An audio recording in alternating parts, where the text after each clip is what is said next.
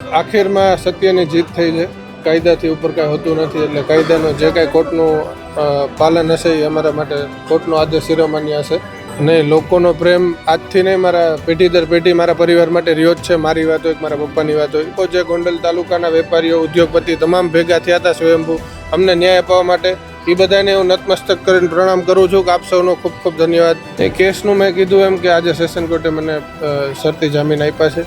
એમાં કોઈનું ટિપ્પણી કરવાવાળો માણસ નથી. જે હશે એને કુદરત એને પહોંચાડશે. ભાઈ, રીબડાના અમિત ખૂટ આપઘાત કેસમાં રાજદીપસિંહ જાડેજા ઘણા સમયથી જેલમાં હતા. ગુનો નોંધાયા બાદ તેઓએ લગભગ 6 મહિના સુધી ફરાર રહ્યા અને તેમણે હાઈકોર્ટ અને સુપ્રીમ કોર્ટમાં આગોતરા જામીનની અરજી કરી હતી, પરંતુ રાહત ન મળતા આખરે 10 નવેમ્બર 2025ના રોજ તેમણે ગોંડલ તાલુકા પોલીસ સ્ટેશનમાં આત્મસમર્પણ કર્યું હતું. આત્મસમર્પણ કર્યા બાદ પોલીસે રિમાન્ડ માંગ્યા હતા અને રિમાન્ડ પૂર્ણ થયા બાદ તેમને 13 નવેમ્બરના રોજ જૂનાગઢ જેલ હવાલે કરવામાં આવ્યા હતા. ગોંડલની addition district and session court જજ H.N. ત્રિવેદી સમક્ષ જામીન અરજીની સુનાવણી હાથ ધરાઈ હતી.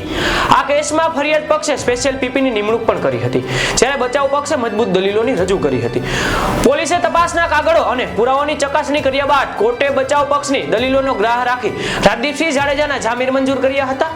આ નિર્ણય બાદ રીબડા પંથકમાં ચર્ચા જગાવનાર આ કેસમાં રાજદીપસિંહ જાડેજાને રાહત મળી છે અને સમગ્ર રીબડામાં ખુશીઓનો માહોલ જોવા મળી રહ્યો છે. ત્યારે રાજદીપસિંહ રીબડાએ જણાવ્યું હતું કે જે પણ કાવતરું કર્યું હોય તે મારો ઉપરવાળો નાથ જાણે છે, હું કંઈ જાણતો નથી, એવું કહ્યું છે.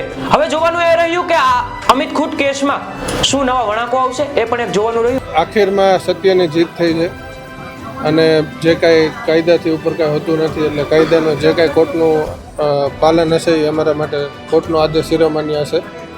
વધારે કાંઈ નથી કહેવાનું. નહીં, લોકોનો પ્રેમ આજથી નહીં, મારા પેઢી દર પેઢી મારા પરિવાર માટે રહ્યો જ છે. મારી વાત હોય, મારા પપ્પાની વાત હોય, અને હર હંમેશા પ્રેમના કારણે જ અમે આવા કપરા સમયમાંથી આરામથી નીકળી ચૂક્યા છીએ.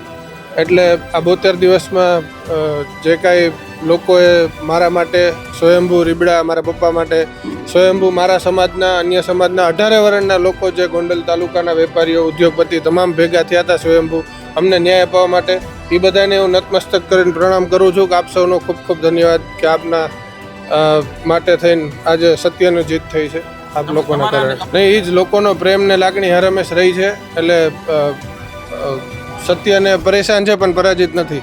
એ કેસનું મેં કીધું એમ કે આજે સેશન કોર્ટે મને શરતી જામીન આપ્યા છે. એનું ખૂબ અમે પાલન કરશું, કોઈ પણ શરત ભંગ ન થાય, અને એનું ખૂબ કાળજીપૂર્વક અમે પાલન કરશું. અને આવીને આવી જ રીતે કોર્ટ ઉપર ભરોસો છે, ન્યાયપાલિકા ઉપર અમને ભરોસો છે કે હજી આગળ જતા પણ અમારો વિજય થશે. સત્ય પરેશાન છે, પરાજિત નથી. મેં તમને કીધું એ તો ભગવાનને ખબર ભાઈ. હું ડાયરેક્ટ એમાં કોઈનું ટિપ્પણી કરવાવાળો માણસ નથી. જે હશે એને કુદરત એને પહોંચાડશે. ભાઈ, જય માતા.